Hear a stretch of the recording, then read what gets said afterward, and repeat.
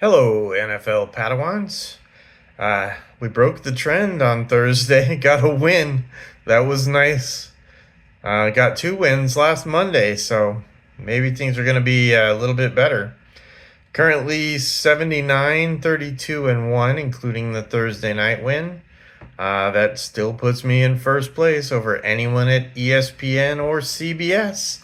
Yes, I'm bragging because I'm trying to get sponsored. I had to start over on this channel. I lost both of my channels on TikTok, so probably not going back to TikTok. Anyway, please share, please subscribe.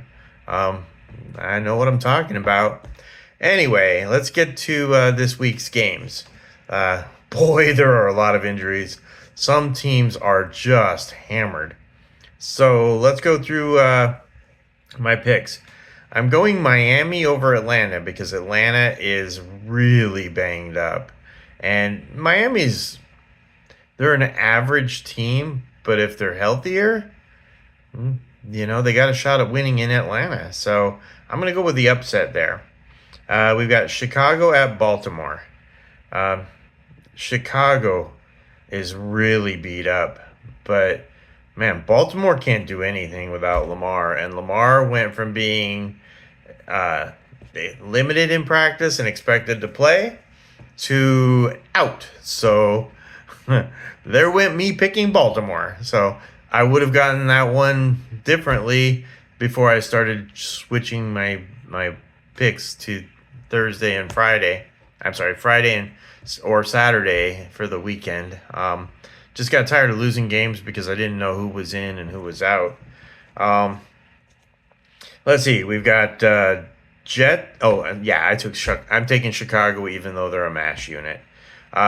Jets at Cincinnati. Wow, the Jets are really banged up. I mean, maybe it's a good thing that Arizona's on a bye week. For one, they can't lose. Well, they're 99.999% sure they're not going to lose this week. So maybe this is the week to have a bye week to get healthy. I'm taking Cincinnati at home because the Jets are a mess. Buffalo at Carolina. I almost took Carolina, but they're starting Bryce Young is out. So without their starting quarterback, I'm not taking them over Buffalo, even though Buffalo is really banged up. But that is a potential pick for anyone who's looking for an upset pick for part of a parlay. I might do one that has them just as a hunch. San Francisco at Houston. San Francisco has been banged up since the opening game, like since the preseason going into they've been a mash unit, and I'm taking them. At this point, I think Radar O'Reilly is the offensive coordinator. He knows what plays to call despite having no players. I'm being a little facetious there, but I don't know what that team is doing to stay winning, but they might be the best coached team in the history of the NFL, having the record they have with the number of injured players they have. So anyway, I'm taking San Francisco because I've learned my lesson. I've got like 5 losses by picking against them, and I don't like losing. Second only to I hate being wrong. Being wrong about something is really annoying to me. But losing, I don't like losing. I don't think any of you do either. Okay, Cleveland at New England. Well, it's Cleveland, and New England's pretty healthy, so they're at home. They're playing okay. New England. New York Giants at Philly. Philly is another banged up team. New York has been playing better. They weren't going to have Jackson Dart, but apparently he's going to play. And they've got Cam Scatabo, and that dude is as tough as they come. If you haven't seen one of my earlier videos about him, Cam, he single-handedly almost got Arizona State University a national championship. He was the MVP in the Peach Bowl against Texas.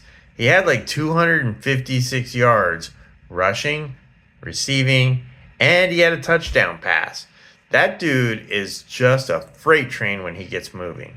I wanted him on the Cardinals desperately, and where he got picked, they would have had to trade, and I wanted him to trade next year's second round pick to get Cleveland's first pick in the third round and get that young man because you need football players. Ron Wolfley talks about it all the time. You need football players, guys that just know how to play the game. They may not be the greatest athlete, they may not be the strongest, they may not be the best at their position, but for some reason they're always in the right place because they know what they're doing and they don't quit. A great example of that is Dennis Gardeck. He was that guy on the Cardinals last year, and God knows we could use him right now. I'm sure Jacksonville loves him. I haven't seen Jacksonville except for the game where they played against the Cardinals, but I love that guy. He was 100% effort every single play. Never took a single play off. Anyway, I'm taking, let's see, the Giants over the Eagles. It's a hunch. The Giants are playing better. The Eagles are struggling and they're injured. So that's the reason for that pick for me. Tampa Bay at New Orleans. Tampa Bay is pretty banged up. They're on the road. New Orleans, they gave us fits. And I think they've got a shot. So I'm taking an upset pick of New Orleans at home over the Bucks. Their running back, the Tampa Bay Buccaneers running back is out too, Irving. Let's see. We've got Tennessee at Indianapolis. I'm going with Indianapolis at home because Tennessee, if they played the Cardinals 17 times in a year, they might go 15-2. But Indianapolis, we played them tough, but they ended up beating us at home. So I think at home against Tennessee, they're just going to roll. Dallas at Denver. Dallas is really banged up. Denver doesn't even really have anybody on the injury list. So we're going with Denver at home, and maybe Bo Nix will learn how to pass. Why does Denver pick guys that don't know how to pass very well? I don't get that. There was that Tebow guy. Couldn't even throw a spiral. Let's see. Green Bay at Pittsburgh. I'm going with Green Bay. They're a little banged up, but it's Green Bay. They're way better than Pittsburgh is. Pittsburgh has been feeding off of teams like Cincinnati and Cleveland. They got a couple of good wins, but I'm going with Green Bay. And then we have Washington at Kansas City. I'm going with Kansas City at home. Jaden Daniels is out. Never a good sign if your quarterback's out. Just ask the Cardinals right now, even though Jacoby Brissett is a really good backup. Problem with the Cardinals is not Kyler Murray or Jacoby Brissett. It's Drew Petzing. Doesn't know how to call an NFL-style offense. All right, and I haven't picked the points. I should have done that before I got on the video, but we're going to do it right now. All right, so Washington, Kansas City. Washington doesn't have their starting quarterback, so I am going to pick 13 points for Washington, and we're going to go 24 for Kansas City, which gives us 37 points, most of which are expected to come from Kansas City, in my opinion.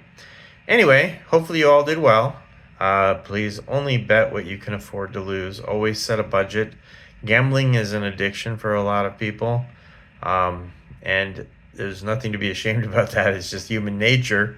We like to win, and we hate to lose, but we like to win money when we do one and not the other. So be careful with what you can afford. Set yourself a budget, and good luck. I hope you win. I've been struggling. Minnesota cost me both of my parlays last week, so I lost $75 because Minnesota lost. So it just happens. Another suggestion is, if you're going to have two parlays, try not to have the same team in both, because that one team can sink you, and it always seems to work for me. I mean, I'm 79, 32, and 1. I'm in first place. and I'm losing because of one team out of the 14 games. Let's see, it was let's see, I went 11-4, so 15 games that were played last week. I only lost 4, but one of them was Minnesota, and they got me on both my parlays. So anyway, think carefully about things like that when you're trying to figure it out. And good luck. I hope you win. Take care.